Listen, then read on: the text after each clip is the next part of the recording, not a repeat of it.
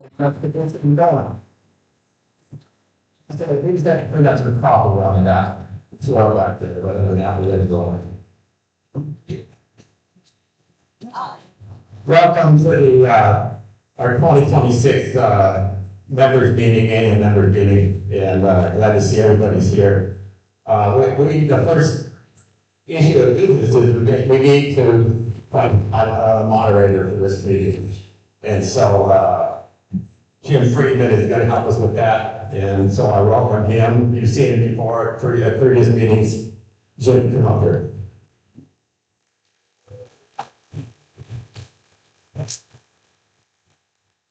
Good afternoon, everybody, and welcome back to our annual meeting. Our first order of business, as Rich said, is to select a moderator, just as we did last year when we had the members portion of the meeting. So I'd like to see if anybody has any nominations or thoughts about who should moderate the rest of this meeting for us. You should. You. Second. Third. All right, do we have any other nominations? The moderator is going to basically run the meetings. They will introduce each of the officers for the officers report. They'll introduce the election portion of the meeting, and they will introduce and moderate the member motion part of the meeting at the end. Exactly. You're good. So, Perfect.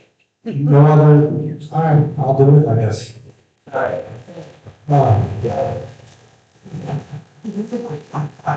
Gee, I never even got elected my 8th grade president. I'm going to do my best. I've tweaked something in my neck, and I've got kind of shooting pains down this way into my arm and my back. It's been going on for about a week now, so I'm not as lucid or energetic as I would like to be, but I'll do my best for you guys. So, first order of the meeting is we're going to establish whether or not we have quorum. Cindy, have you got a tabulation on the number of lots who are here? All right, we're almost there. We'll see the number of lots that we have represented. We'll add that to the proxies we've got, particularly the county proxy. And if that totals over the, I think it's 204 or 206 total, we will have quorum and we'll be able to hold a ballot meeting and vote on motions that are legally binding on the corporation. I can't sing or dance, so I can't really fill this song. Anybody have any jokes? Safest place in the world right now. Go ahead. Yes. Okay. Absolutely. Aloha, everybody. I'm gonna start with a hule, a welcoming chant, if that's okay. E ho mai, kente mai, luna mai e. O na mea, puna mea, na mele e. E ho mai, E ho mai, can we go back to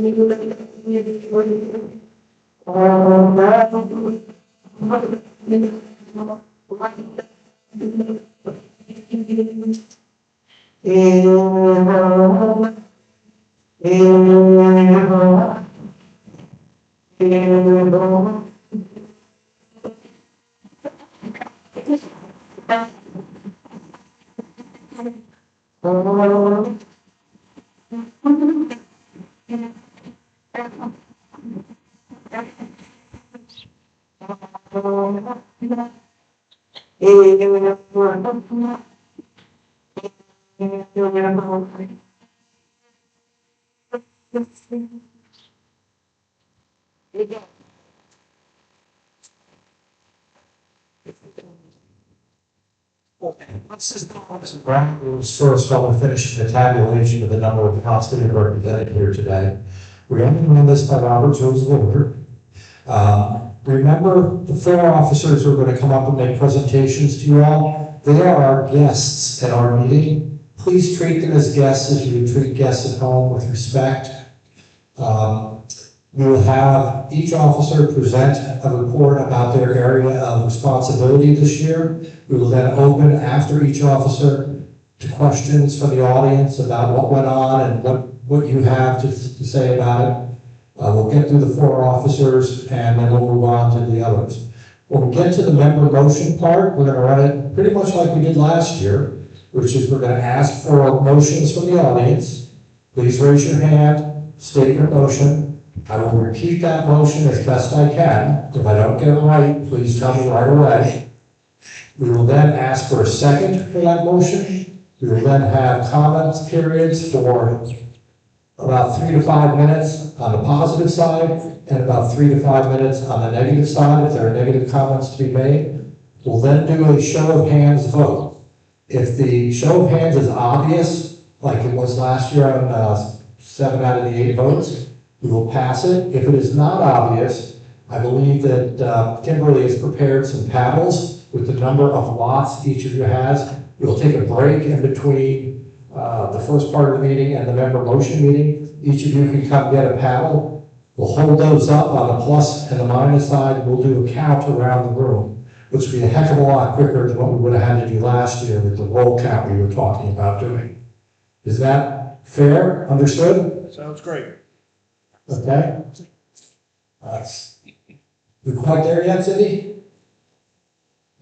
All right, we have 116 lots represented here. John? The county property was for 276. Okay, so 276, 116, that's 382.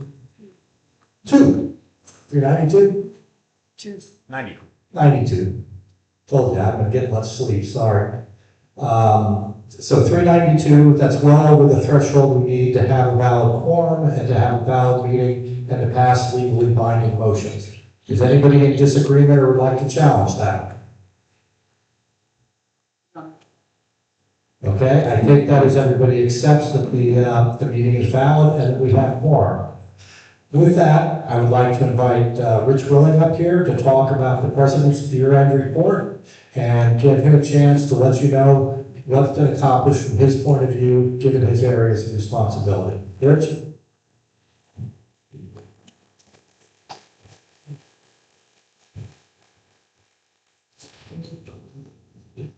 Sit down. I'll sit down here, so I can see my paper. But the paper wanted me to give a quick update on the lawsuits that we fought this past year. They're on the official summary is on the website, so you haven't read it. It's good reading. It's on the website. There's handouts. We've copied some handouts on the table up here, over here. So if you want a handout to take home, it's a good nighttime reading. The summary is there on the table. Bottom line is there's still the lawsuits were dismissed by the courts and by the attorneys, and without any comment as far as who's going to pay the attorney fees. So the bottom line is there's $110,000 still outstanding. Leilani LCA has refused to pay into this for the past year, and so it's been just carried on. So anyway, the outstanding balance is $110,000 at this point, and that's still got to be settled. Our accomplishments for this year, if any of us on the board had known what we were getting into last year, both with the constant lies and misinformation on social media, hate mail that we get all the time, none of us would have volunteered for this position, or any of these positions last year. I guarantee you. It's been a lot of work. We put up with a lot of stuff, and it's I think the 5 active members on our board have just worked their butts off this past year, and I just thank them for the work they put in.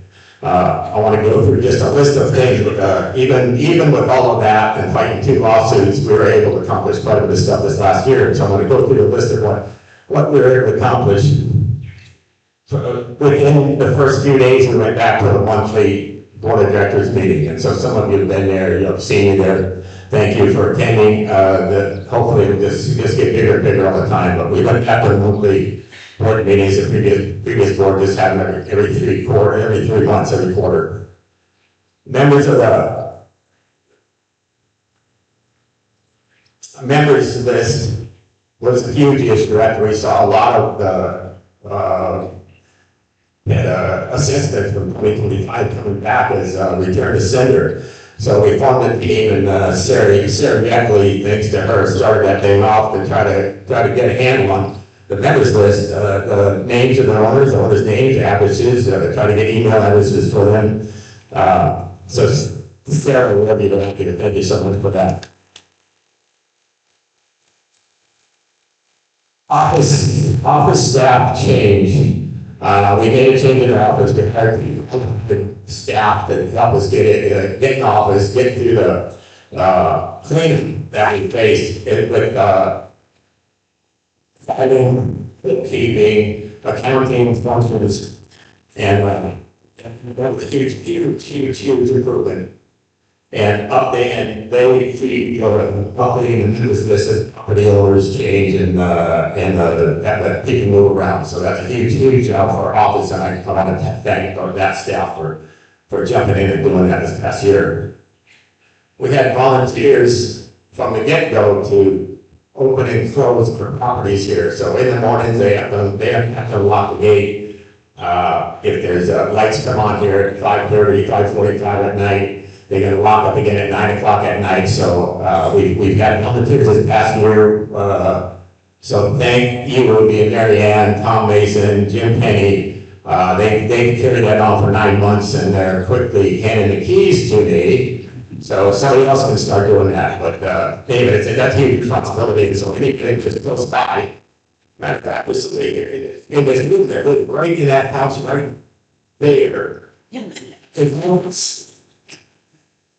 English, quickly. These established committees give a draft of annual members meeting nations.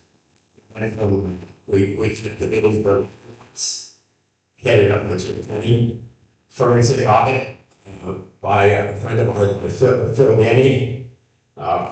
Electronic voting, which hopefully a lot of you have taken advantage of. CCNR bylaw changes, which we got Jim Friedman into that one, and so we made some bylaw changes and got them registered and legal. So that was a huge effort on Jim Friedman's part. Our accounts receivable was $600 grand, and nobody had gone after it. Nobody was trying to collect money, so that's a big one for us. That our accountant, Lady Janice, has been on that. And for improvement, you probably see Mary Ann out here every weekend in the mornings, weeding and planting plants. So thank you, Mary Ann, for your effort to help us. We run around and put stuff that play with the structure like the made in the backyard for a couple months, and we got the word. We had 14 volunteers working there for 3 days. There were a million pieces to put together. But thank you to all of you. That was awesome. We found out quickly after we got in the building that you didn't want to drink the water. It was terrible. And looking into it, there was no filter, there was no UV treatment, nothing. It was just letters coming out of the catchment tank. So it's still that UV. So now we're out here for your housing, we go to the state, since we got about to see what we're doing. We had cameras around this place, but after the time it didn't work, which we had to get the community here at Burger Barn every other week. Anyway, we tore out all the cameras. I told the Burger Barn we got to put our own silver cameras. Thanks to our webmaster, Brian. He stepped up for us. He put them all up for us. And we got cameras now. We haven't had cameras before. And then just the last few days, we finally got our Wi-Fi hooked up to here. So right now, he's broadcasting this meeting from this building right here, okay, because we've got Wi-Fi now. We installed new amenities, the light fixtures up here. They do the big front fluorescent tubes filled with birds' nests, and pickleball players. We got pickleball players here, 3 courts going, Monday nights from 7 to 9, Wednesdays, Fridays, Sundays, there'll be 24 people there playing, so it's a huge attendance for us, I think, yeah, for the community. And so anyway, they were complaining about opening, and it was terrible. Anyway, so we just installed this LEDs, and they are really bright, so a huge good. We had people complaining about the bathrooms, John Segala was one of them, the bathrooms look terrible. We had them a lot of years ago, that a Vern Chris, from the money woman. We built those bathrooms back in like 08 or 10, and he was told how to do it, or he really wanted it. And so we got him to put down the heaven in those bathrooms, and it was terrible. And so finally, Segala complained about it, we did, but we just renovated the whole bathroom, so it looks a little nicer than now.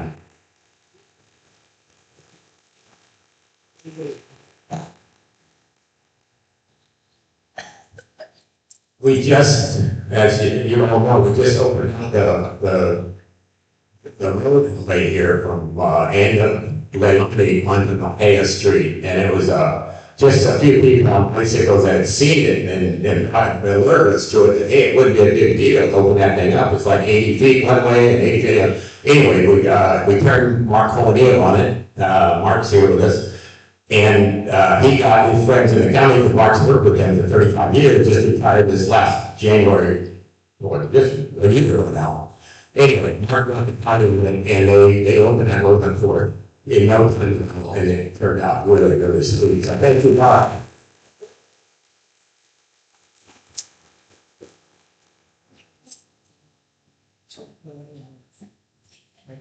So that this was possible, because like I said, and we were fighting 2 lawsuits, and those are done. Like I said, we've been dismissed, so hopefully the next couple of years we don't have to do with that anymore. That we can get down and just really work and not be making trips back and forth to the courthouse. And thank you for all your support this past year. It's been a good year, been 9 months. And the team has worked really hard for the community. Thank you so much. Have a good week. Be safe.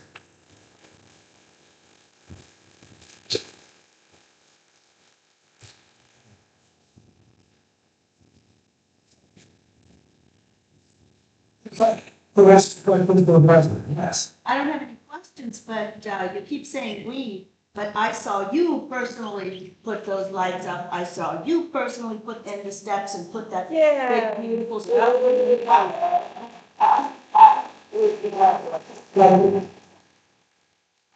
And filling in the cracks at the pickleball court so the ball wouldn't go awry. And when I went into the office to say, oh my God, the bathroom looks fantastic, I heard that you helped with that too. So, anyway. I just want to own it. I didn't complain about the bathroom. Fix the damn things. Listen, last year it was a big deal about having an audit done. How did that audit turn out? If we could hold that for a little bit, I'm going to talk about what happened with the member motions a little later in the meeting. Is that okay? And also, if you want to ask that, probably the treasurer is a better one to ask than Rich at this point. Okay. Anybody else? Yes, sir.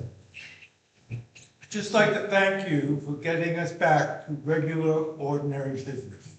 Thank you. Thank you. Good. That is willing address was it in the fund? Was it funded under the reserve fund? Where'd Rich go? I didn't hear the question. She was asking if all the projects that we did around here, did that come out of our reserve fund or did that come out of our operating budget? Where is Janice? complete? Or did you just take project and do it on your own? Janice, Marion, here's what the funding for those projects came out of people's pockets and how much came out of, the operating budget. It wasn't that much, the lighting cameras were around 1,500 total. All these projects, if I've worked for all of any of you, you know, I can't waste time chasing parts, so, or bugging you for money, so I get the parts. I did what I do, I do the job, and then later, a month or two later, I turn in receipts to Janice, and I go, Janice, hey, these lights here cost me $800. Yeah, I want to get paid back for that. So that, everything I do is like that. And so the bathrooms, we got to do it, tile donated by Rod Tyndall, thank you, Rod. And so, yeah, things like that, it's just materials only. I mean, stay busy, thanks. If there's projects that need to be, is it on the balance sheet? Is it, I mean, or do you just work off the top of your head and say, today we're gonna renovate whatever? Or are these projected projects accounted for in the budget? Janice, did you hear that? The question is, did we have a budget, an operating budget? Okay, let's talk. It's just something expanding along the way as we see the need.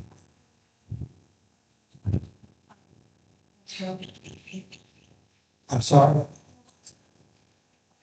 Haven't handed over. You know what? Okay. So, Basic property management, and it was all discussed at meetings.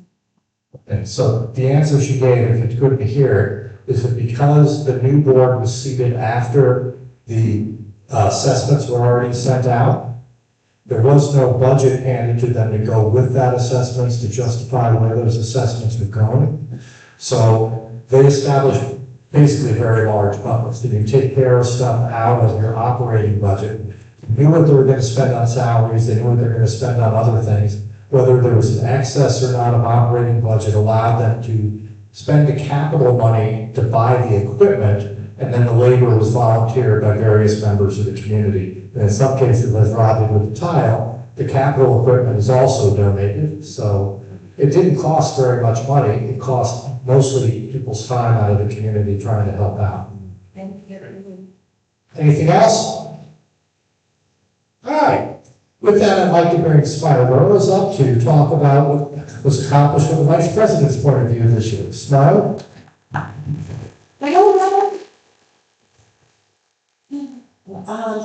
Well, I've really enjoyed having the opportunity to participate for the community and be on the board. It's been a huge learning experience. And well, first of all, I want to thank Rod, Rich, John, Janice, Marianne. Forgetting anybody? You. For working really hard and all of us really amazingly worked to we were all very dedicated, all of us. So I want to acknowledge every single one of us on the board.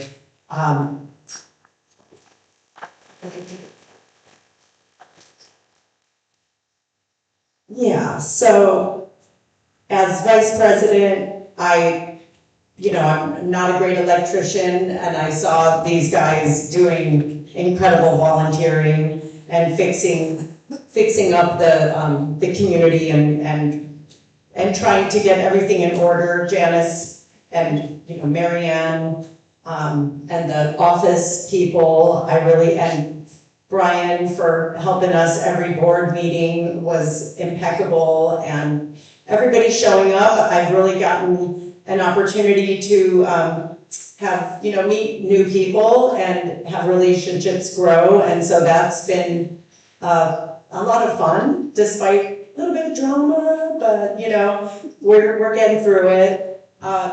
So I am very excited for one accomplishment that is underway. And 7 years ago, after the eruption, you know, I was a double evacuee.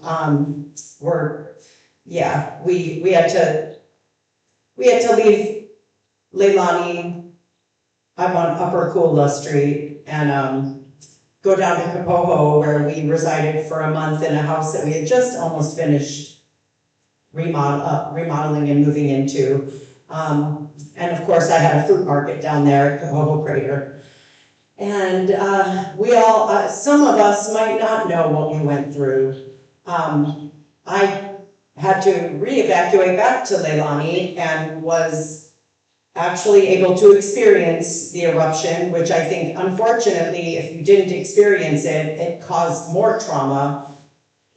So to be able to witness it was beautiful and devastating all at the same time, but deep respect for where we live and the potentials that we could face as a community. I got to witness that. So it was very important.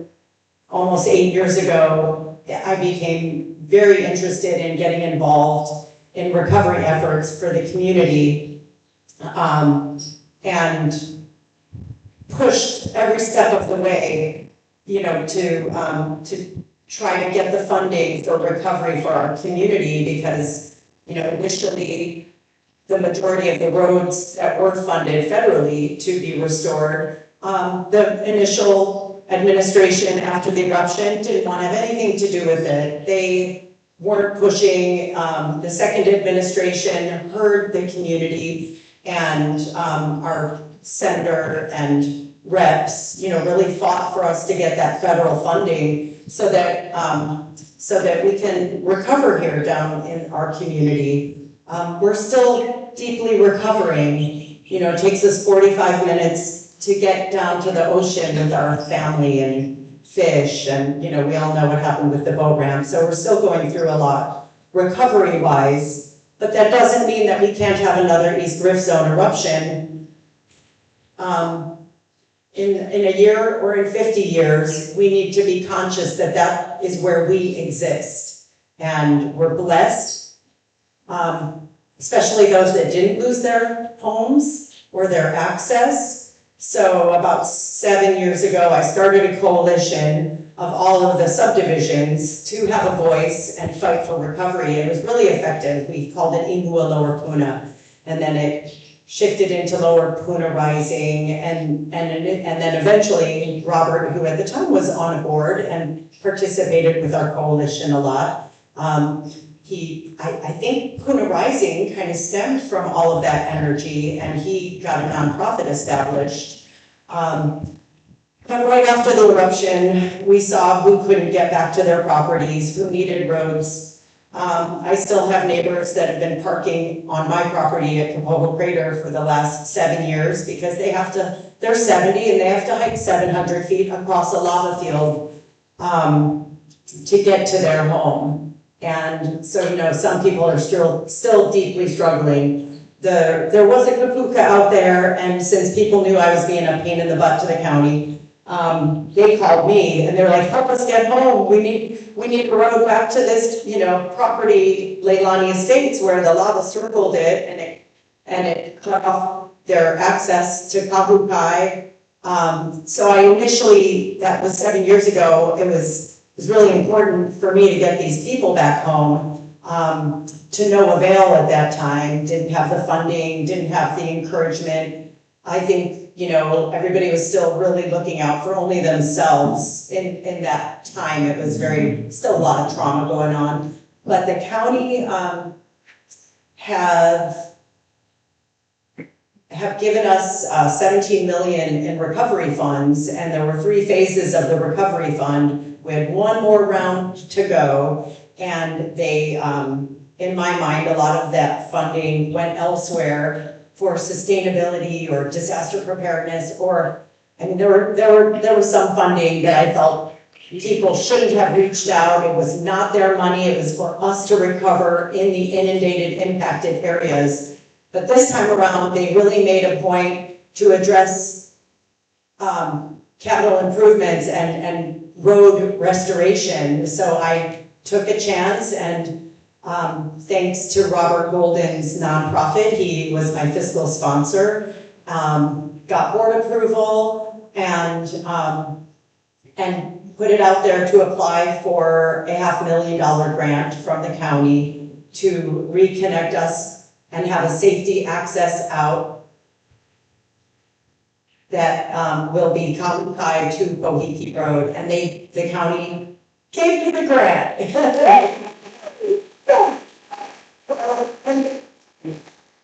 I'm stoked that it, all of the people in the community that have reached out year after year, like, Smiley, when are we gonna get a connection back to Bohiki? And there was a lot of research that I was trying to figure out the best route, and Rod helped me with that, and, a lot of people were, Chris helped a lot, we had, trying to figure it out, but it was Public Works that kind of shot down some of the other potential ideas. And of course, we have a portion of Leilani Road being reconnected with Bohiki. And so Ikaika Marzo was willing to do the work for us. So we got Ikaika on board. And I totally know that he is the best around and is going to do an incredible job. And he's stoked to help us as a community. One other thing I wanted to mention is Neighborhood Watch are awesome, and thank you so much for all you guys do, and I really appreciate Rod and Greg Armstrong working towards so they've also gotten a grant that's going to help with a lot of capital improvement projects, $425,000, I believe, still. And we're going to be continuing to get that going. And I support that 100%, whether I'm on the board or not. I'm going to be pushing for recovery efforts. And I just want to thank everybody for letting me participate in the community. Thank you.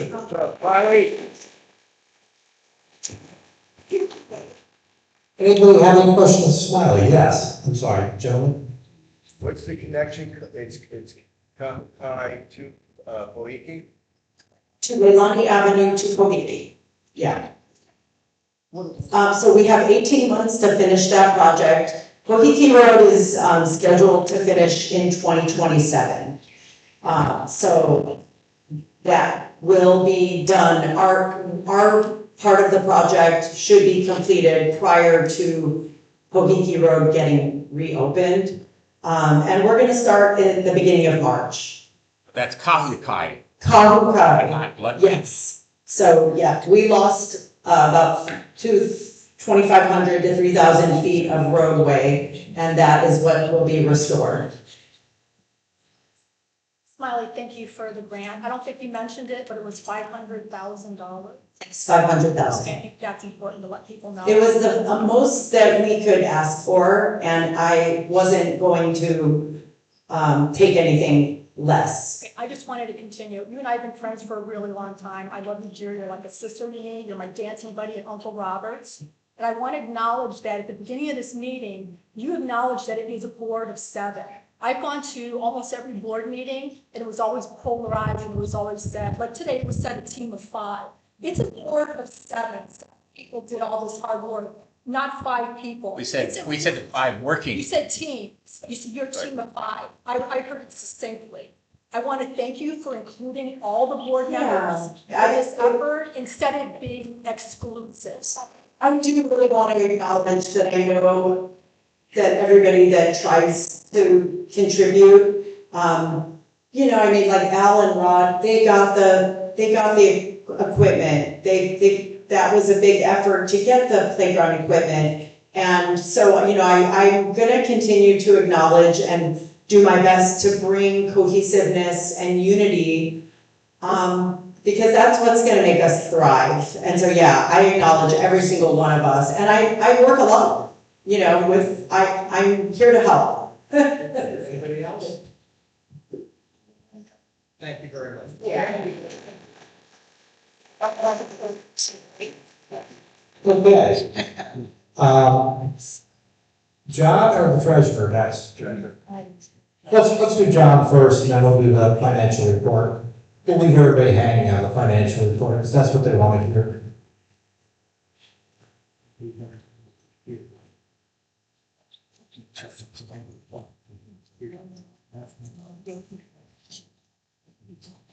You gonna sit?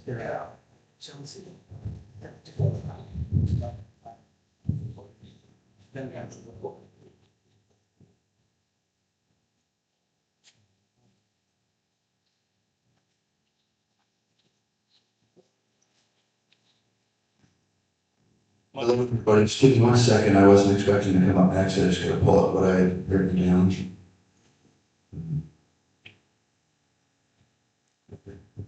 I'm John Segala. I'm the secretary for the LCA, and it's good to see a lot of my neighbors here today and people I work with in the community, and I'm glad we have a good turnout. I was thinking about, if you come to the meetings through the course of the year, you hear us talk about monthly progress, and I chose to not only use what I wrote down as touching on some of those things, but what it actually means for me, to be a volunteer and what I got as opposed to what I expected. What do HOA secretaries do? The secretary is the primary record keeper and administrative officer responsible for maintaining official records, taking accurate meeting minutes, and managing correspondence between the board and the members. They schedule meetings, they write agendas for both board and executive sessions. They're involved in overseeing election activities. They work with as many committees as needed. They're involved with organizing candidate forums and finding qualified moderators. They support the efforts to improve the members list. They sign checks. They do meeting preparation, including setup and breakdown of every meeting. They help create newsletters. They post about and promote community events such as yoga, music classes, or Christmas markets.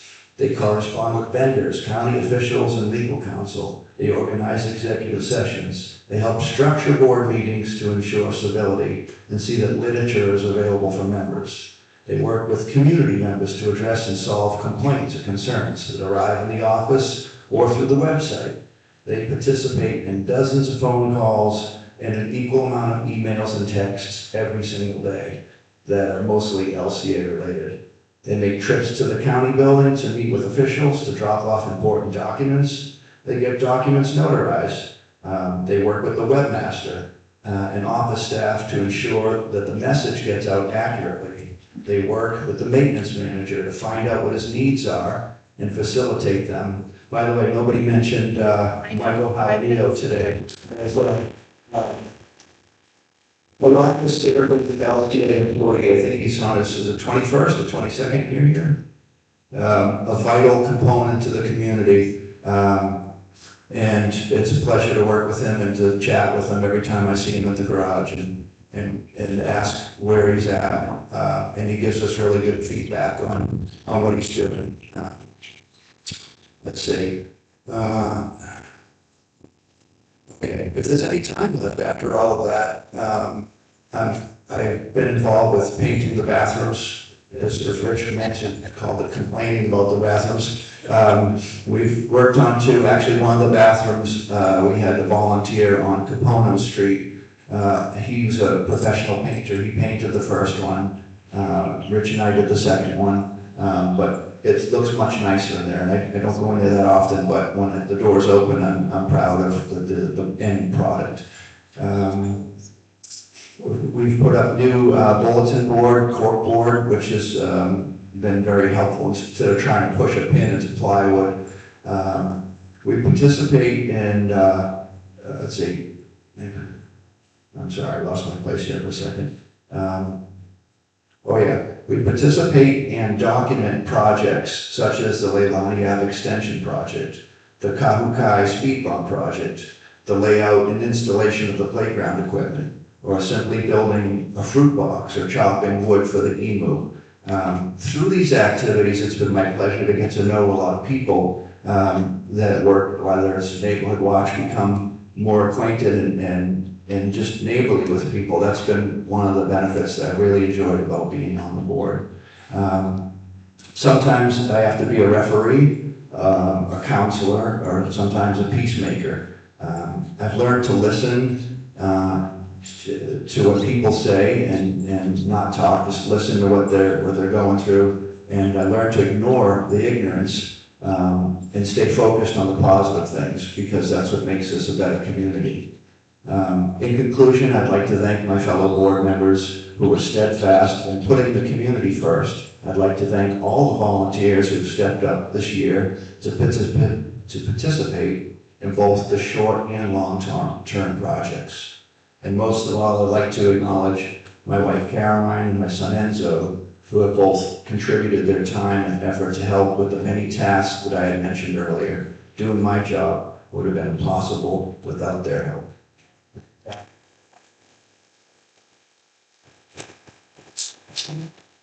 It does take a village, it certainly does.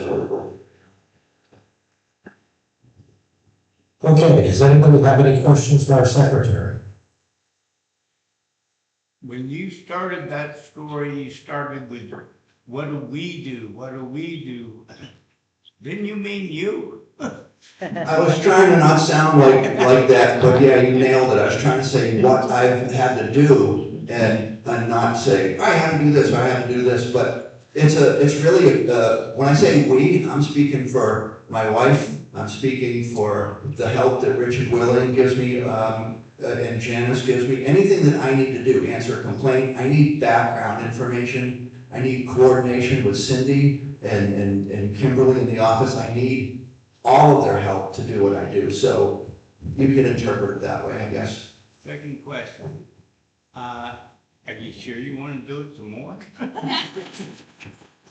You know, that's a personal question, and I'm not afraid to give you a good answer for that. Take as much as I can. You know, I'll do it as long as I feel capable, but it's mostly by ignoring the things that are constantly put out there that have absolutely zero validity. The fact that I've been labeled as a contractor, an unlicensed contractor who uses LCA funds to buy houses with Richard, and we flip them and keep the money. I mean, the stories are so outlandish that I've really learned to focus on the positive and just leave the mental patient info for whoever's interested in it. Did I have one in the back here, or were you just stretching? I have you. Jan? You forgot to mention your fruit exchange. No, I mentioned the fruit box. That's I consider that a minor achievement, but it makes a lot of people happy in what I see. Coming and going all the time. Yeah. We've developed, because that fruit box is there, we've developed a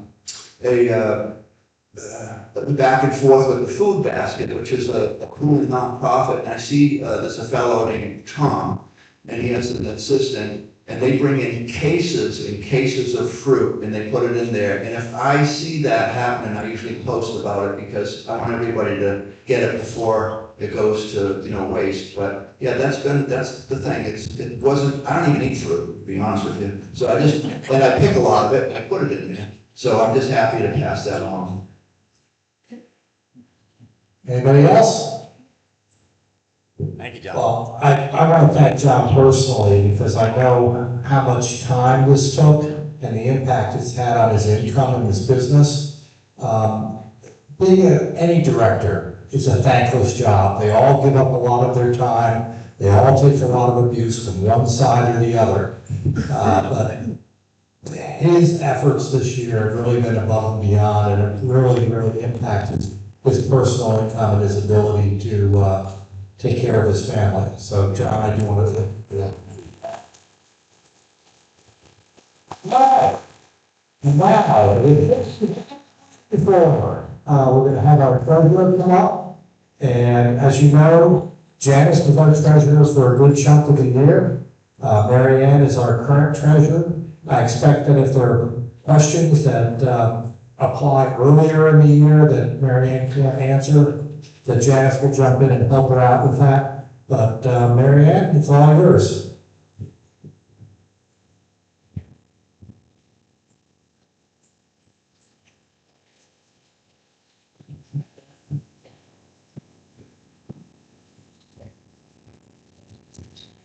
This is the yearly report, December 31st, 2025. As director, my responsibility is to ensure the association's financial records are transparent and maintained in compliance with governing documents and generally accepted practices. 2025 fiscal year focused heavily on correcting historical issues, improving financial systems, and restoring clarity to the association's books. The overview throughout 2025, the association worked to stabilize operations and address long-standing inconsistencies in accounting and membership records.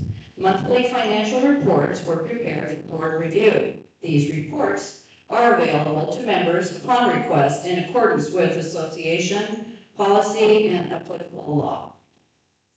Assessment, billing, and collections. For 2025 fiscal year, assessment activity summarized as follows. Total invoices for 2025, $375,809. Total received for 2025, $257,867. Outstanding accounts receivable is $117,942. In addition to current year balances, the association continues to carry outstanding assessments from prior years. Outstanding assessments from 2020 to 2024 are $428,058. Total outstanding assessments from 2020 to 2025 is $546,000. Dues that were not received prior to 2019. Total unrecoverable dues, $233,362.12. These older balances are being looked at separately because many of them no longer are collectible. In some cases, the property has changed owners, too much time has passed, the balance was previously written off, a legal matter was resolved, or there simply isn't enough reliable paperwork to support the charge. Accounting system improvements. A major change, in 2025 was the modernization of the association's accounting systems and procedures. This included converting historical data, correcting posting errors, validating vendor payment, reconciling bank activity, and establishing consistent internal controls. These steps were necessary to create reliable financial reporting and support for future audits and review. Membership and record accuracy. Significant effort was devoted to correcting ownership records, billing addresses, assessment histories. Accurate membership data is critical for proper billing, collection, voting eligibility, lien enforcement, and legal compliance. This cleanup work is ongoing, but substantially improved compared to prior years. Compliance and professional services. Carbonara's services were engaged to address unresolved compliance issues from prior years, including payroll tax filings and financial cleanup. While these services resulted in short-term costs, they were required to reduce risk and ensure the association meets its legal and reporting obligations. Looking ahead, as we move into the new year, the association is in a much better place financially with clearer records, improved processes, and more reliable reporting. While there is still some cleanup and follow-up work to be done, a solid foundation is now in place to support more accurate budgeting, greater transparency, and long-term financial stability. I'd like to thank the board members, volunteers, and professionals who gave their time and expertise this year, sorting through years of incomplete or inconsistent records takes patience and perseverance. But it's important work and will benefit the association for years to come. I personally would like to give a shout out to Michael Hawanio for his patience with me over the last 5 years and all my big ideas here at the park. He is a pleasure and a delight to work with. And if there's anyone that wants to help continue on this north side here, detailing it, that was my last reading on our last work party we had. You get your wonderful volunteer hat here. Just look me up and yeah, that's all I have to say. Respectfully, They did a nice Mary job. Ann.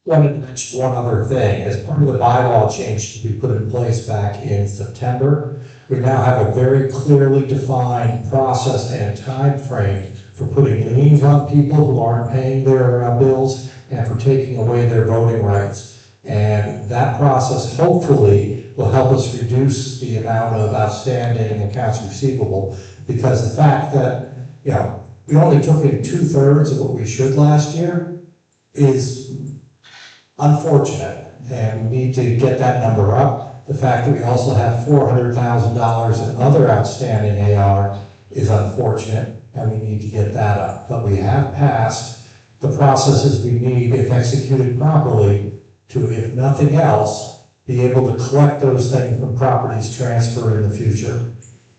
Any questions for the treasurer? Yes, sir. Yeah, the report of the audit that we were promised last year, Mm-hmm. is there a way to find where that is? Is that on the website or? So, let me answer that one for you, because I was involved in that member motion in place. As y'all remember, last year, we voted to do a forensic audit of the community going back to the eruption in 2018. Now, as we got into digging it, it became apparent that not all of us knew what the difference is between a forensic audit and a regular audit. Forensic audits are put in place to attempt to prove criminal fraud and to bring charges in court against the people committing that fraud. Because of the statute of limitations in Hawaii, it's only open for 3 years. So trying to go back to 2018 and doing a forensic audit would have been a waste of our money. We've been throwing it away. You've heard about all the efforts that they've had to put into place trying to clean up just our books to get them to the point where they can be audited. That work is not quite complete. We can pay somebody huge quantities of money an hour to do that for us, as Paula wanted, or we can continue to clean that and then do an audit. As part of the member motions that went out in the election package, there was a motion to mandate a yearly audit in December. I can't talk about the election right now, but I think you'll be happy to know that it looks like we're going to be doing yearly audits from here on out, and that'll be a part of our bylaws going forward. So no audit was ever done then? Janice, we do, Not in the past. No, do it. remember, this board was seated in April, and, you know, we're now unseating them in January. So Maybe next year? certainly next year. Promise this time? It's going to be in the bylaws if I have anything to do with it. Super duper promise this next time.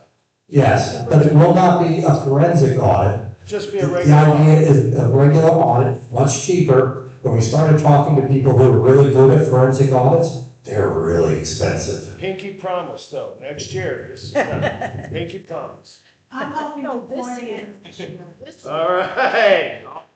Yeah, I'm gonna ask you again next year. Janice, did you have a comment? I foresee it before the end of the Okay, for the end of this fiscal year? Okay, end of 2025. Right. Like I said, there is a motion that we voted on, we'll find out the result of that soon, that will mandate that audit, and we need to hold the board to that, because that's, we did. And as the investigations went into it, it became a matter of doing that motion exactly as written, and spending a lot of money that would not have been worthwhile, or trying to clean up our books to the point where we could actually run audits on a regular basis. They chose to do it on a regular basis because if you look, we didn't have that much operating income last year. We only had plus $1,000. And we were talking about $75,000 to $100,000 to do the forensic audit back. We have liabilities outstanding around lawsuits. We have liabilities outstanding around tax obligations. And it didn't seem prudent at the time, so we were able to use mostly volunteer labor, some paid labor, but at a much lower rate than commercial firms, to try and establish the basis by which we can really get that stuff audited. Is that fair? I just feel a mandate, motion, mandate, I agree with you. We'll talk about the motions and what happened and what didn't happen. It's like, well, we thought it was a good idea until we looked at it and we kind of didn't want to do it. Well, it wasn't a matter of not wanting to do it. It was a matter of, did it make fiscal sense to spend all that money on something that wouldn't be actionable? Because a forensic audit doesn't do the same thing a regular audit does. Like I said, it's... A regular audit, any kind of audit. And again, I agree with you, we didn't quite get there. Next year though. Yes, ma'am. At the close of 2025, did the book show a deficit or a surplus? Did we have a net cash flow, a deficit, or a surplus for 2025? I'm sorry? There's money in the bank. There's money in the bank. Was our cash flow positive or negative? Well, because we're not collecting on all the duties. I'm sorry? The books are closed, correct, for 2025. No, our fiscal year is April. Simply, Our fiscal year is April. all. There is a difference between our fiscal year and our election year. I'm asking about at the close of 2025. Yes. What did the book show? A deficit or surplus? Surplus. Okay, so what is the current asset amount? Which current action? Current surplus. Oh, What's the assets. current surplus? Do we have our current balances in the accounts? Computer and everything stuff. It was, did you come to the meeting and get the profit and loss for December? At the close of 2025. Yes, The it current Can I look at it for you? it was reported at the 2025 December meeting. She's gonna pull it up and we'll get you those exact numbers. Thank you. Rich? I just gotta say, one of the issues with our accounts receivable is we've never gone after that money. And so we've got a huge list of liens we're gonna be placing on the properties. We set a limit of $600. If you owe $600, we're leaning your house. And so we kind of played with that a little bit, looking at the numbers. There's a huge amount of people here, Janice have to tell me, probably 150 that owe more than $600, and some of them in the thousands of dollars. So we are replacing liens. We just ask your support on this because the hate mail is gonna start coming in, and we know that. As soon as you place liens, everybody's gonna be, talking to their neighbors, and to be honest, so we've been holding off, but we gotta go after it. Like she said, we got $400,000 we need to collect. And HOA, statute of limitations, 6 years. So we lose everything, like we're talking, I can't go back 2018. We lose everything, that's older than that. So we're we're gonna get them out there, and you're gonna hear about it from your neighbor. Thank you. Yes. So the liens expire after 7 years. I know for a fact that the planning board, which was in 2020, had liens, and also the previous board, so those have all expired.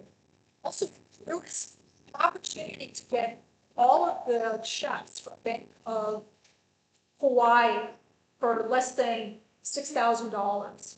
And the board didn't do that. All that time that was spent going over little trivial receipts and pieces of paper, could have gone to the bank, paid that money, and got archived all of the checks. And this also would have had. Question? This is- Yeah. Yes, my question is, well, all its checks and do the audit this year instead of wasting time. And that's fine. Oh, wait, yeah. That's the, I mean, it goes to that variety, and it's all the chance to it. It's less than 6,000. Instead, it's like 5,000. So instead of saying it, yeah, but Decide on which year. I'm not taking. going back 5 years is prudent. So it's $6,000 each year. No, it wasn't. Yes, it was. No, it wasn't. Yes, it was. So. We obviously have a disagreement. Do we have any other questions? Janice, have you been able to pull up those numbers yet?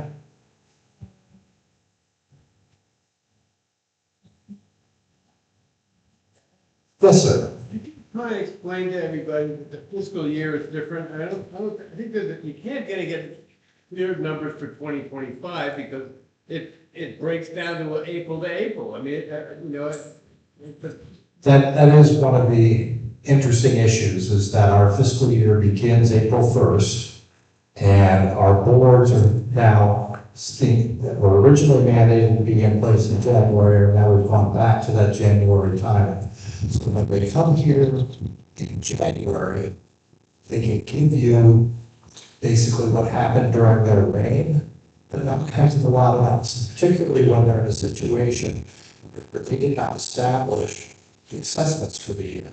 Like if you remember, you see this for April, the assessments had already been mailed. In fact, there was a criteria last year that you had to have paid your 2025 assessment in order to vote in the members meeting or the election. Yes, sir. Is there a way to line up the board and the fiscal year? That's, Can we do it that way? That's the way it should be done. The way it's Yeah, that way the one board's responsible for that fiscal year, the new board's responsible for their fiscal year. The bylaw. Can we mandate that? Can we take a vote to do that somehow? A motion today. A motion?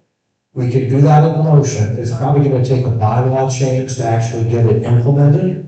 We are looking at doing at least 2 or 3 rounds of bylaw changes this year because there are a number of issues we need to deal with, that being one of them. Does that seem logical though? Oh, yeah, That the no. board and the bank account sticks with the board? Yeah. To be some accountability? I think the reason they initially did it is a speculation on my part. Yes, I think this is speculation on my part, but I believe they aligned it with April in order to be able to do the April tax filings that were required. So you close your year end and then do the tax filings. But that's speculation on my So if part. it's April, let's just do the board in April instead of January. Or if it's January, let's do the bank account January and the taxes in January. Just basically keeping the board and the bank account and the audit that is mandated by everybody all as one. Please, it's very logical, and I encourage you to bring that up as we get to the member motion part and give us a vote on that. And when that passes, we will then, as we did with some of the other things, like the election, the electronic communications election, we will then commission the bylaws committee to write bylaw changes to make that put up in our bylaws. Yes. Dues were forgiven as a criteria to vote this year. How many more people voted? Because you already have the election results. How many more people voted because they didn't have to pay their dues? It's pretty. We don't get the detail of who voted and who didn't. So we'll talk about yes, we did. People voted this year. We'll talk about the election in a little bit. We're in the treasurer's portion of the meeting right now. The reason dues weren't a criteria is because we've never executed the processes that are defined in our bylaws to take anybody's vote away, which is why in the changes we made in September, we've laid out a very structured process with timings for how we put liens on people and how we take people's vote away. And it will be very clear who can vote and who can't next year. Anybody else, or should I song and dance? Yes, sir. Stay good standing. I make a motion that we go on to the next problem. Talking about taking over and over and over. She haven't given me the numbers yet. I don't know why it's taking so long. She can get the numbers later on and give it to her. Just tell me if we close at a surplus or deficit. Okay. Go to the next problem. I'm fine with that, if everybody's good with her providing the asset numbers to the lady who asked the question. We can also have those posted on the website, I believe, in the December meeting. Is that true, John? Did they post the year-end or the financial asset statement in December? Said so many things, I can't exactly remember if that was one of them. I think you'd have to ask Janice. Okay. We got cheap at the meeting. All right, so let's move on. I want to thank all the people who served as directors this year also. It is a thankless task, and if you've heard about the amount of time and effort that goes into some of these things, it is really a pain in the butt. So I appreciate your volunteering. I appreciate the time you folks all spent, and I appreciate the fact that we've had a really good year overall. All right.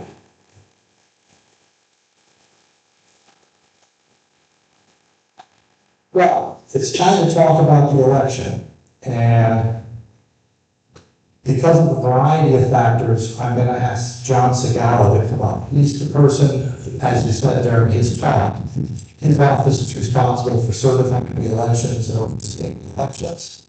So John, if you come up and talk a bit about what happened this year so far.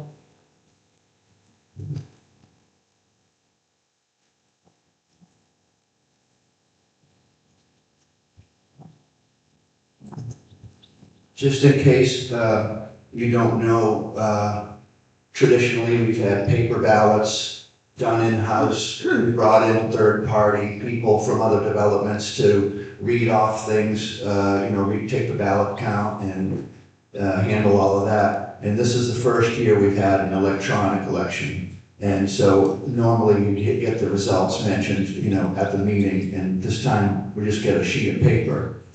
I'm going to read something off to you here.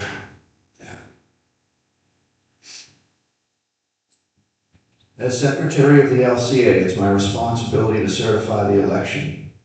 Unfortunately, I can't do that today. So far, we have proven 3 clear cases of election fraud, where someone submitted fake emails on someone else's TMKs. When the actual owner went in to vote, they were told they had voted already. In the 2025 election, around 234 TMKs voted. In the bylaw change vote in September, 237 TMKs voted. In the election we just had, 428.714 TMKs voted. We attribute the decimal place to someone not voting all 7 of their votes. This is an increase of 190 to 190 votes over our recent elections and votes. This is after more than 300 TMKs were taken out of our voting pool through the county buyout. This is an increase of 82.5%. This is a huge increase over our recent voting patterns and is very suspicious. The bylaw changes in September were approved by well over 80% of our voting members, despite being a large and complicated package. We had 4 bylaw changes in the election package, some of which the members have approved as motions in the past. The highest number voting to approve was only 58%. It's clear that we have experienced fraud. The extent is not known at this point. Remember, we received the results only yesterday. We have started an election verification and audit process to ensure that we can certify an accurate election, and are working with Election Buddy with our records, the office, to ensure the people who funded TMKs actually own them. We will try to complete the process within 2 weeks, though it may take a bit longer. It's clear that we need tighter controls on our election process than we thought. Moving to Election Buddy has been a learning curve for all of us. We will certify the election, seat the new board, and announce the vote of the members' motions as soon as we can. Voting fraud is a crime, and we will be referring this matter to the county prosecutor once we complete the audit. I didn't expect to have to read this message to you. I thought that with all the effort that we put into it, we would have a very accurate election count. And it's disheartening, to say the least, that somebody or a group of people has scammed the system. Any more out of my mouth in that regard, without consulting with Election Buddy, would be speculation. But I know the number of people in the community have come to me and they've said that I went to vote and I was informed when I did that somebody already used my votes. I don't want to speak for anybody personally. That would be their responsibility. But in one case I know of, they went to Election Buddy and provided the proof necessary to show that they clearly did not vote. And Election Buddy honored that and allowed them to vote. And that was something that I was glad to see, that they could investigate that. On Monday, we'll be in touch with Election Buddy, and we'll get all the information, every email that was voted. But in the case of the one individual, they mentioned, and mind you, I'm not technically familiar with all of the lingo that goes with, emails and so forth, but I learned about a thing called a VPN, and if anybody knows what that is, it's some kind of an email that it's harder to detect where it came from. And again, without speculating, it seems that was kind of like a Trojan horse into the election. I hope that we can get definitive answers for everybody, and I hope you understand that even with 2 weeks from now, we'll still have election results much further ahead than what we normally have, had going to March. It's unfortunate that that somebody or a group of some people have done this, and I'm just extremely disappointed as the secretary to have to give you this message. I wish I could say A, B, C, and D is your new board. Let's give them a round of applause. But the numbers that I saw are completely off the charts. It's indicative of some sort of a massive attack on the voting system that we've invested in, and we hope, as has been the case every step of the way, when we've been dealing with Election Buddy, their technical staff has been right there to help us get through issues. Jim Penny has tested Election Buddy for a good how many year plus. He's put an enormous amount of time doing tests with members in the community and thinking of every scenario you could to possibly, if somebody screwed something up, there was an answer we could get to fix it. I voted electronically on my phone, and it took me 3 minutes, and I thought, this is great. I hope this is the way it goes for everybody who chose to vote electronically. I know some people that voted by paper ballot, and I had conversations with them, and outside of just reading the directions, I mean, they had very few issues. Sometimes, one of the sticking points was, say you owned one lot and you had 7 votes. Well, if somebody wants to vote for Marion and Farrell, I think it's habitual for us to put a check next to who you want to vote for. You have to put 7, you know, and it made you get it right. You have to put a number 7 representing the number of lots you had. So there was some confusion, but this is beyond confusion. And if anybody is here today present that feels comfortable identifying difficulties that they've had with finding out that perhaps their lots were voted on fraudulently, and you want to raise your hand and talk about it, I'm sure we'd love to hear that experience. But Can we have those numbers again? say Can we again? have those numbers again? You said there were three Three counts of fraud. verified cases that we know of, So but what was the difference between last year's voting and this year's voting? there's an 82% uptick. About 109, So picture, 109 votes? 195, 195 but votes. almost double. What did you think would happen when you said people didn't have to pay their dues?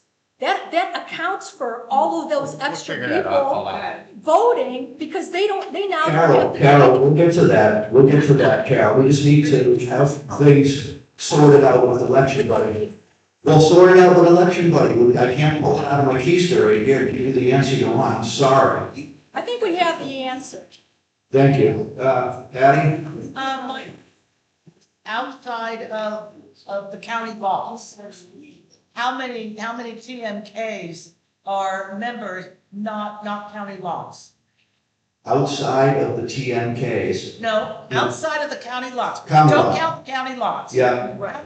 TMKs are eligible to vote, not having to pay dues or be in compliance. Jim, did you? I did the numbers on that. It's a little under 1,700. We have So we have 320. 4 out of 1,700. Correct. And you think that's Somebody's speaking. So, again, if you look at historical patterns of our elections, most people don't vote. That's just the way it is. And Electronically, so you send out stuff electronically instead of by mail. that's not true. Yes, it is. We only provided electronic votes to people who provided their email. Yeah. If you provided your email, you got an electronic ballot. They had my email, but I didn't provide it for voting. So basically, anybody's email you guys had, electronic ballots here. I did not opt for electronic voting. I did not get a paper ballot. If you had my email, that I ended up getting the email notification. My understanding was that paper ballots were available in the office for anybody who wanted to come pick one up. What That about was people not who live in anybody's Japan? understanding. That was nobody's understanding. Ever. We talked about Did- Paper ballot from election, but Right. Yeah, because you have your email. They said, yeah. to no email, I don't have any. I got a paper ballot from Election Buddy because I am an owner, and it was mailed right back to Election Buddy. Right. Nothing to do with the association or. Right. And that was the whole point of changing the process, was to take it out of anybody who had a vested interest hands. Yes, ma'am. A friend of mine received the mail ballot. Yes, He didn't think he was allowed to vote because he knew he was in arrears on his dues. Yes. And he threw it away. I said, no, you are allowed to vote. So he called the office. The office told him to email Election Buddy. Write to Election Buddy at electionbuddy.com. And he did, and they supposedly sent him a link, and the link didn't work. He did not get to vote. I can't comment on a specific situation. Nobody told him come down to the office and pick up a ballot. Yes, sir. My question is, when did he know that we wasn't gonna vote today. That guy back there with the glasses. Oh, How did you know? When did you? 2 hours ago. 2 hours we can vote ago? on it. We're not motions, They, but we're not going to announce the results of the election today, is what it said. Okay. onto people's TMPs and using their votes. So when they went to go vote, somebody had. Right, I understand that. That doesn't answer this question. We didn't get the results back until late yesterday. Said the results are in, if that was a week ago. yeah. So that's, If you got 2 days ago, 3 days ago, you can cancel this meeting. You're gonna cancel the meeting, we're gonna get our stuff together, and we're gonna come back and talk about it. We wasted our time right here sitting down. All we heard is the old body, the old president, secretary, whatever. It sounds to me that they're running for office again. They want to be in office again. Exactly. So you're trying to extend the thing so they can be in office again. That's what I I got think. motions to discuss.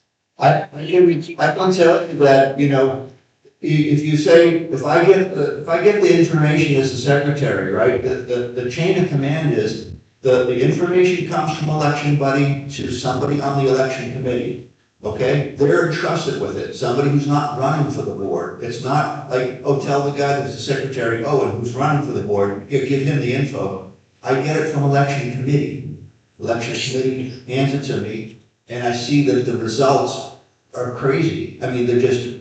What are they though? They're not Can we see them? crazy, it's crazy. we're going to release unaudited, unverified results. Yes, sir.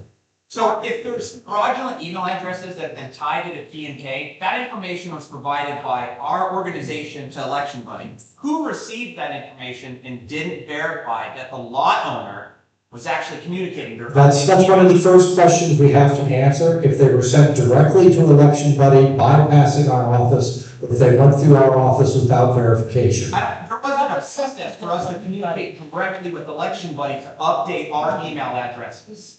It was with the Longhouse. Who at the Longhouse is responsible for passing along fraudulent information, alleged fraudulent email addresses? That's what we're going to find out. Who gave election buddy the address? I have a question. I think we're just killing time. He knew about it. He could have told everybody here, we could have canceled this whole thing. And what I think it is you guys trying to postpone that because you want the whole body to come over here. This is all fraud. I strongly disagree with you, sir. If there was a way for me to find out and notify everybody in the community who showed up, it would have been impossible. If there's a fire coming out, the lava's coming down there. Do you want to hear an got answer? 2 days to tell people. You can tell them right there, that time. You don't have to wait a whole week, 2 weeks, 3 weeks. I found out this morning, sir. Okay? Exactly. So did I. You- I have a you- question. I want- What about this? Why didn't you tell somebody in the community? That's all. Well, you know what you're saying is, you were told at least wide open. I mean, I was told a lot of things about a lot of situations. If you're told something, you gotta weigh it against facts. You know, who told you the election, did somebody, oh, I'm not done, sorry, please, Carol, I'm sorry. Did somebody tell you that has knowledge unbeknownst to us that election results, did they convey that to you, that they said the election results are in? Someone told me Who? that. Because maybe they have information we can Bruce. To the vote, who's told that? Who told that? Okay, so if you have a name of the person who told you, then please tell it to us, because we only learned this morning. I only learned this morning. Rob? This morning, before the meeting started, you should have indicated that you could not disclose the new board. I came to this meeting for that information. I left at 11:30, and I had to be here at 12 to set the meeting up, ma'am. With all respect, I mean, I'm doing what I can, but you have to respect the process. We have to consult with election buddy. There's other business that's taking place here today. There's motions. It's not just about announcing the board. It's about, the board has an obligation to give its end of the year, talk. I'm sorry that inconvenienced you. Sorry. We can't, results, we're gonna have to cancel the meeting. Instead of making them. I'll try to be along line with your expectations. Thank you. Wow. Wow. 3 cases Great. of voter fraud and they amounted to how many properties? How many lots?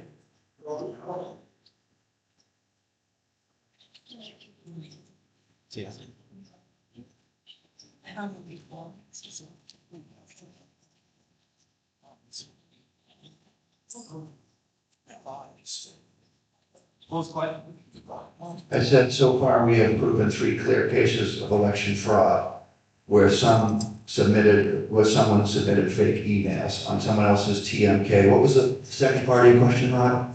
Of those 3, did one of those 3 claim 4 properties? I'm not at liberty to discuss their personal business. If somebody wants to, somebody's raising their hand. I just want to point out, Somebody committed fraud and voted for both of my properties, and I'm just going to the police department. They're going to do a set money. so, Did everybody hear that? get at me is, Ballot? Tending to be the other person on. Oh, you're saying somebody mailed in a ballot against your TMK? No, somebody voted online. How they get the QR code? yeah, but Wow. if you They did, voted. Because the QR code's on your ballot. Email on the page. And they got the electronic ballot. They voted. So when I went to go vote electronically, I had to reach out to election buddy because they said that my lot had already been voted for. so my point I want to make is, if it's 3, if it's 5, your margin of error is less than 1%. I think we wouldn't be having this conversation if it was just a margin of less than 1%, Rod, to be honest with you. I think For 3 properties, 1% would be 4.24, so it's less than 1%. I think we need to consult with the company we paid money to make sure that above anybody's math or any discrepancies, that we have verification of the emails, because clearly the numbers reflect more than 3 lots. Because you gave them, because we're not paying dues. You threw away dues assessment. Now anybody can vote. That was the same thing we did in September. And it tracked exactly from what we did last year. Surprised that the numbers went up when you forgave dues. There was no electronic voting, it's definitely. Okay, so you say it's fraud. 3 So times. So if we have to go over it, Please stop talking. I have a hard enough time hearing this gentleman. He stood up and raised his hand. Please respect his time to speak. Thank you. so if we have to vote, are we gonna vote again another day? Or are you gonna use this old votes again? You know what, again, speculating, I want to talk to election buddy and find out what information they can give us, and then we will be updating the membership. As soon as we know something, even if it's a portion of something, I want to keep the membership informed. Why not just cancel the whole thing and start all over again? Because you don't know if you're gonna find. We have to learn. We have to learn. I think, Try again. I think that we deserve to, where we've paid election buddy to provide a secure election, and somebody found a way to weasel around this. I think it's up to election buddy to give us an answer first as to the severity of it. I don't want to overstate or understate. I'd like to hear from the people we pay that do this But in the election. meantime, we're waiting here to find out who is gonna be on the board again. I'm not camping out here. I'm going to go home and have trust in the system. I really, I'm not, I know, I don't want to spend any more time here, but we still have business to do other than this. Yeah. Remember, our elections turn over the checkbook and the keys and responsibility for our community to a new set of 7 people. It's really important we get that right. This was the first year we've tried to do this, and, you know, to some extent, I blame myself a little bit, because when we rewrote the bylaws to allow this, we didn't put hard and fast controls in what you have to do to validate that you're providing a valid email. And we should have. My bad. Jim's been waiting for a bit, I'll get right back to you. Jim?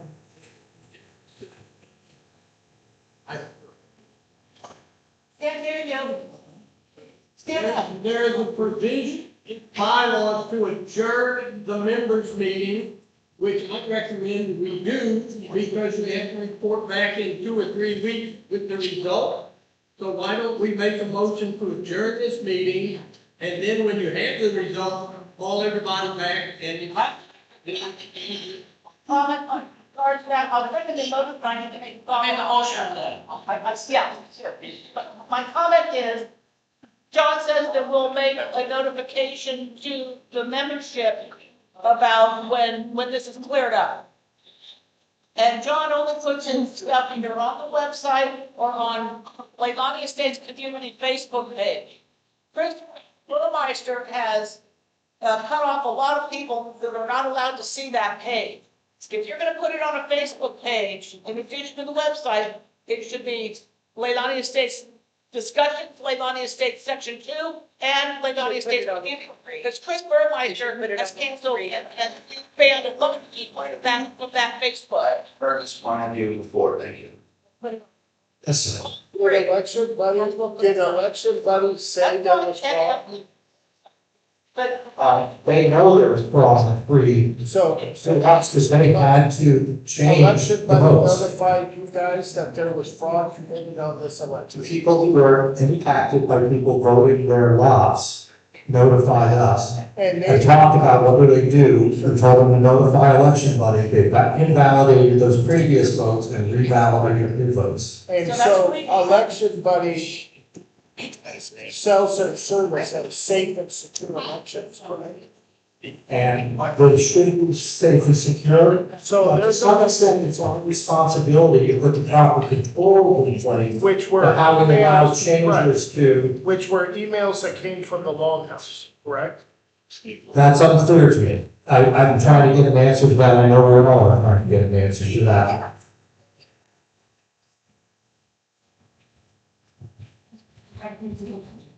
Okay, so what she's saying is some were sent directly to election buddy and some were sent through the Longhouse. They don't have controls in place, they assume that if they are provided an email by a member, that's the correct email. So those are suspicious to begin with, because we did ask for everything to go through. And the ones that went through the Longhouse, I'm not sure who handled those and moved those on. I just Well, don't like I know. said, my friend at the Longhouse. Smile. I know that we were really challenged at trying to actually get emails for this election. And I guess my question is how many emails did people submit versus how many emails? Came from the Longhouse. Or Copy of what was sent to election buddy at the beginning of January, which we said was the frozen list. We are getting the count with emails from election buddy on who actually voted electronically. We'll compare those, and we'll look at when those things went out, what things we have in our records. Anything that's not in our records immediately becomes suspect, right? So that's part of the investigation we have to do. You know, one of the things that we should be doing is anytime you register an email, just as you did when you came in here, right, registered, you should have to provide some form of ID. You can do that electronically. Take a copy of your driver's license, cross out the driver's license number, and send it in. That would be an easy way to go through and verify whether or not people are actually voting their lots. Because if they voted electronically, we have an email form, right? It's not hard to verify those. we only have a certain amount of emails. We only have a certain amount that we know of, and that number What it is now is unclear to us because election buddy appears to have gotten some directly, and we don't know how many that is. That's one of the first questions we got to answer. Jim? I'm sorry, sir. So, I never provided my email address. You know, I wanted to do it next time. But when I received my ballot for the unique number and identifier, it allowed me to go on to election buddy. And I thought it was full of shit. I had never given anybody my email. But I really appreciated the process. I thought it was a lot easier than paper ballot. Well, my question is, if somebody in the community is going out with getting somebody else's ballot, with those unique identifiers, they could be voted for somebody else. How do you prevent that? And that's why we got to dig more into the actual 3 cases we know of that were fraud, because you're right. They had emails on register. I think my speculation is that what happened is somebody said, hey, look, I've changed my email, sent it into election buddy, please send my ballot to this email. They did that, they voted it. When it comes to you, you still have a unique identifier attached to the email election buddy sent you. And then when these people went to try and vote, it was like, I don't have any votes, it's already been done. If somebody gets a ballot and uses that unique identifier, because I never gave anybody my email, although I appreciated after the fact how cool the process was. Now that all this is going on, I can see that there's maybe even another avenue of fraud that nobody can discuss. I agree with you, but they do do a match between the paper ballots that are voted and the electronic ballots are voted based on TNK. And if there's a duplicate conviction, they try to resolve that with us. Jim? I think that it's worth mentioning that anybody, any candidate that's running for the board, whether they're currently a board member now or they want to be on the board, I would think it would be in your best interest to stand behind the time frame we've set forth to say, let's see if we can figure it out, instead of arguing about, you know, whether I should have called 200-something people this morning when I was on my back at 11:30 painting and I had a half an hour to get here. Okay, so I'm just saying, have a little faith. We've come this far. Let's try and figure out where the problem lies. We're not trying to bamboozle or extend being a board member beyond any necessary limit that has to be. You know, we think that people earn the votes. We want to just make sure that it's legit. That's all. We're not trying to skewer anybody here. So You said people could walk into the office and get a paper ballot. that's my understanding, yes. Did you have any comments? No, I'm told I'm incorrect. I'm bad. I apologize to everybody. I thought there was a process by which you could attain a paper ballot at the Longhouse. But Jim says that process was not in place and you could not obtain a paper ballot. So I misspoke. My bad. Motion to adjourn. So, motion in front of the membership to adjourn this meeting and meet as soon as we can to do the accurate election count. Do we have a second for that motion? All in favor?